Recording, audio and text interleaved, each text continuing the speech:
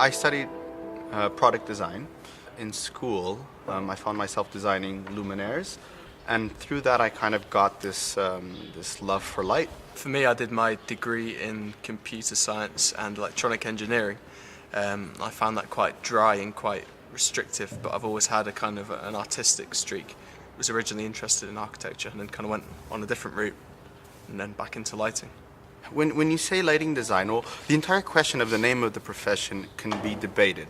In German, you actually have light design.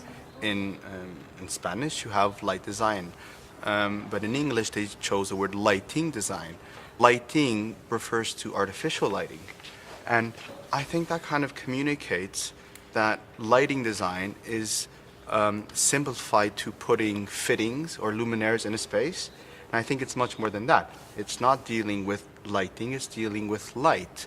All the light within a space, whether that be daylight, whether that be sunlight, artificial lighting from a luminaire, or light reflected off a surface. Light design itself is a freer concept or a freer term. It's not as restrictive. Light design, the dark art, that was really a concept that came out of our discussions with the lighting profession and what we saw as the constraints that were kind of being imposed on us in a way through regulations and guidance. And it was we developed those ideas as a way of kind of understanding which direction we wanted to move in and how we'd kind of overcome. We're both quite creative guys from an aesthetic point of view. We just felt quite restricted in our designs and only being able to use high uniformities and large amounts of light. We wanted to do something that was more creative and less restricted. And then the reaction to that is why? Why not? Why shouldn't we? It's almost finding a counter response to the no. So now we're actually saying yes, and this is why. The Western countries are very progressive, and it seems to be within our culture's nature to want more light, more efficiency, more everything.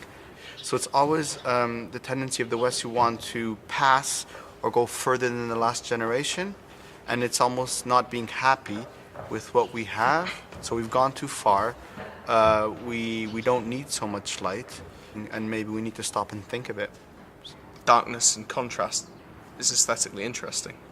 Well, we try and integrate more darkness primarily through contrast or by trying to decide a hierarchy within the design, and it allows us to consider what should be lit or what deserves to be lit and what doesn't deserve to be lit or needs a lower level of illumination. Uniformly lit spaces are so are uniformly dark spaces.